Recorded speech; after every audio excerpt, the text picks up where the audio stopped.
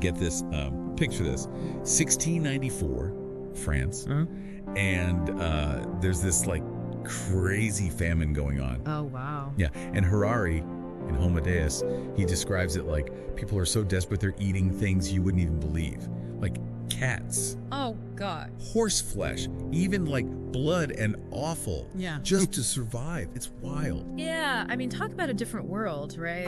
Compared to what we're used to. Totally. It really makes you think about how far we've come, but also where we might be going. Right, because he uses that kind of like, stark image to really hook you in, and then boom, he throws you right into this whole exploration of where humanity's headed. Yeah. From like the struggle to survive to, well, maybe even engineering our own obsolescence. Exactly. And that's kind of the core of what we're diving into today, this journey of Homo sapiens. Yeah. As Harari lays it out in Homo Deus. So we're going to go from like those dark ages of famine and plague that we just talked about to the rise of humanism, and then straight into all the uncertainties of artificial intelligence. It's a lot to cover. Yeah, it's a big one.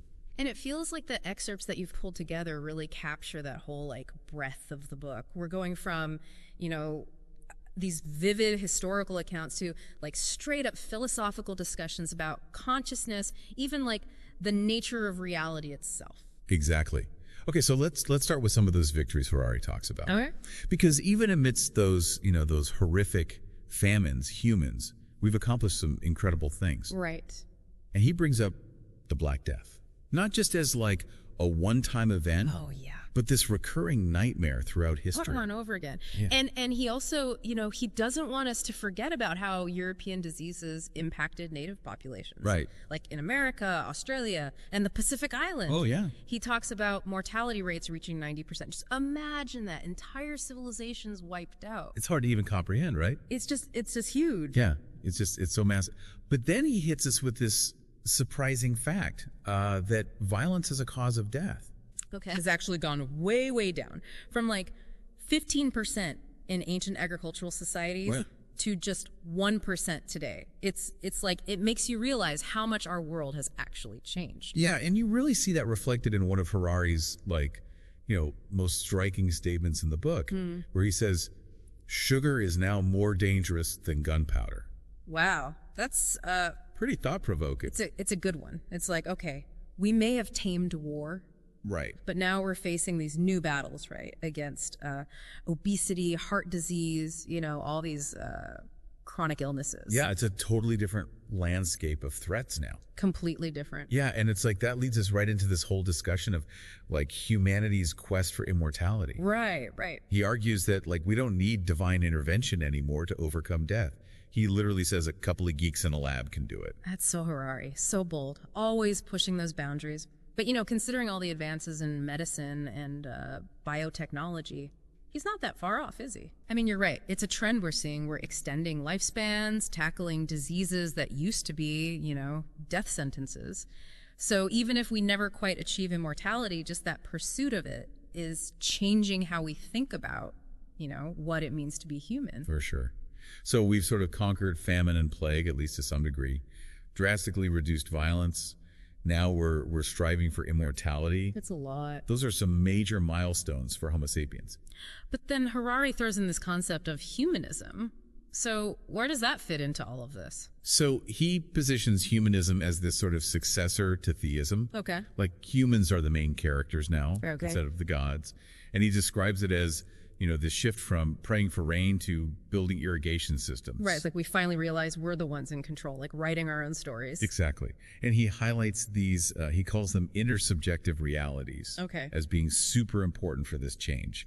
So things like money, nations, laws, all these things that humans have created. That shape our societies. Mm-hmm. That used to be the domain of like divine forces. Right. So we've moved from like divine decrees to these shared narratives. Exactly. But what are the core principles of humanism? Like what makes it tick? So Harari emphasizes the importance of individual experience and the pursuit of happiness as like central to modern society. He points to things like tourism, the desire for new experiences, even our obsession with economic growth as examples of this. Like we're all just chasing that next dopamine hit, right? Yeah. Whether it's travel, possessions, self-improvement, you name it. And Harari says this pursuit has become a major driving force in our systems, like economically and socially. Right.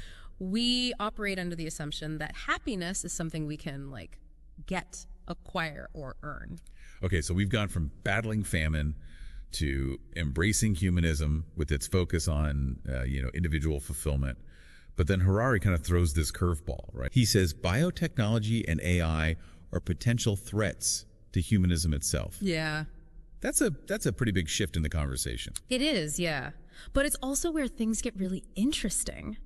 Yeah, it's a bit of a shift, but I think, this is where things get really interesting because he's saying we might be about to like separate intelligence from consciousness. Right. And think about that for a second. Like, what if you have non-conscious algorithms that can do things better than humans? It's kind of freaky when you think about it, right? It is. Like machines that are smarter than us, but they don't experience the world like we do. Yeah. It makes you wonder, like, what's even the point of being human then? It really makes you question what it means to be human. Yeah. And he doesn't stop there. Oh, no. He lays out these 3 potential scenarios for the future of humankind. Okay. The first one is humans basically become useless. Oh. Like economically and militarily. Oh, great. And then the second one is the system still sees value in humans as a whole, but not individually. Okay, so those are both pretty bleak so far. Right. What's the third one? The emergence of a new elite, like upgraded superhumans. Whoa. Yeah. Okay, let's take those one at a time. Okay. Let's start with the first scenario, humans becoming useless. Right.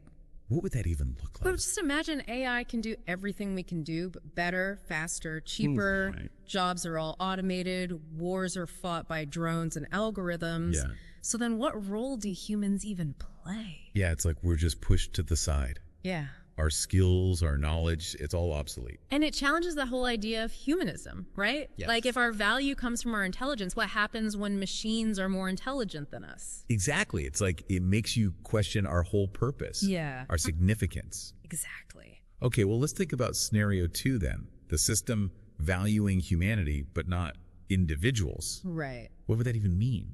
It's like a sort of like collective utilitarianism. Right. Where the individual doesn't really matter that much. Right. It's just the good of the species that matters. Exactly. And that raises a lot of ethical questions, right? Yeah, for sure. Like, what about individual rights and freedoms? Right. It's like the whole foundation of humanism would crumble. Right. If the individual isn't important. It's kind of scary when you think about it. It is a little bit.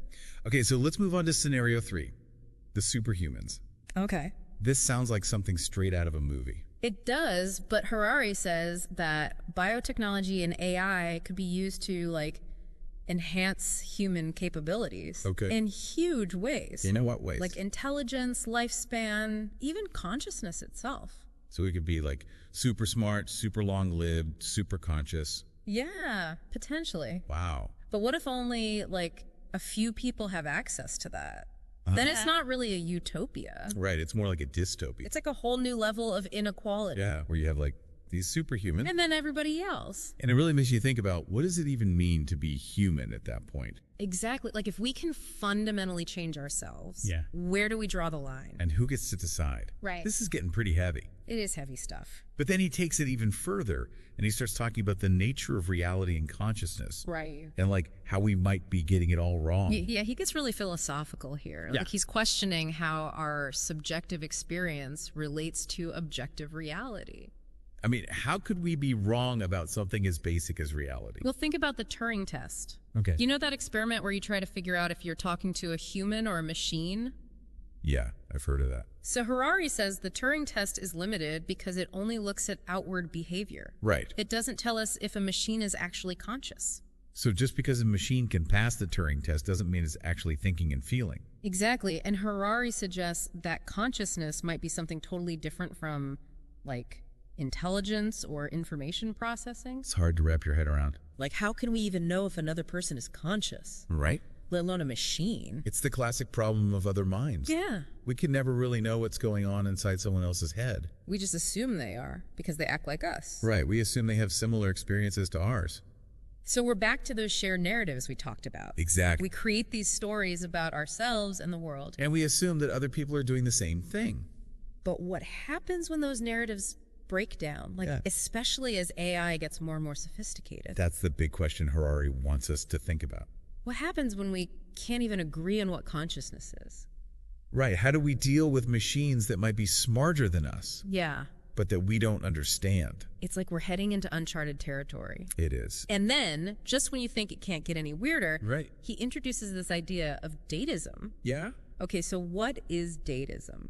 Datism says that the universe is basically just this flow of data. And all organisms, even humans, are just algorithms processing that data. So instead of being like the pinnacle of creation, Right. we're just like nodes in a network. Yeah, and datism takes it even further and says that the flow of data itself might be the most important thing in the universe. So it's like a new religion It's like a religion for the 21st century. where information is everything. Exactly. Okay, so Yeah.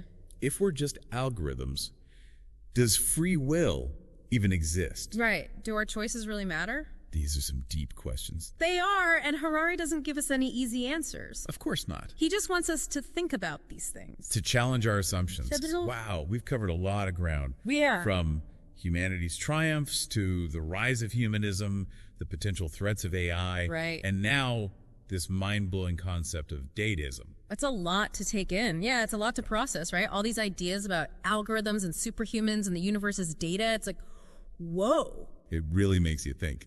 But it does seem like Harari's trying to shake us up a bit in Homo Deus, make us question everything we thought we knew. Oh, definitely. Especially, those assumptions we have about humanism, like the whole foundation of our modern world. And it seems like you're right. It all comes back to that idea of humanism. He's kind of suggesting it might be in danger, like almost outdated with all this new tech coming out. Yeah, that's that red flag he's waving, because humanism really depends on the idea of human exceptionalism, that we have this unique spark, this consciousness that sets us apart. What if it's not so unique? Like, what if AI can just copy that or even do it better? Does humanism fall apart if we're not the smartest, most conscious things around anymore? That's the heart of the problem he's laying out. He's saying as AI gets more advanced, and biotechnology too, our smarts and our consciousness might not be what makes us special anymore. So then what? Where do we go from there? What happens to all our values, our beliefs, our whole idea of being human, if we're not at the top of the intelligence pyramid anymore? Those are the huge questions, right? The existential ones. And he doesn't give us easy answers, of course, but he's pushing us to face those challenges head on. We can't just ignore it and hope for the best. We have to really grapple with what all this tech means ethically. So it's got to be a proactive thing. It's not just waiting to see what happens. Right, exactly. It's about shaping the future we want, even if that means sharing it with beings that are smarter than us. It's kind of scary but exciting at the same time. It is. Like, we're in this totally unique moment in history. We have a chance to redefine what it means to be human in a world that's changing so fast. Yeah, I completely agree. There's huge risks, but also huge possibilities. In Harari's book, it's like a wake-up call, telling us, hey, we have the power to shape our own destiny here. Well said. So as we wrap up our deep dive into Homo Deus, I want to leave you with one last question that Harari asks. And it goes beyond the algorithms and the data. It gets at the core of what it means to exist. He asks, if datism is wrong, and organisms aren't just algorithms, is there something in the universe that cannot be reduced to data? It makes you stop and think, doesn't it? Yeah. It's like he's asking us to look beyond what we can see and measure, what we can quantify, to think about the possibility that there's something more, something we don't even understand yet. And on that note, we'll leave you to ponder that. Thanks for joining us on this deep dive. Keep exploring those big questions, and we'll see you next time.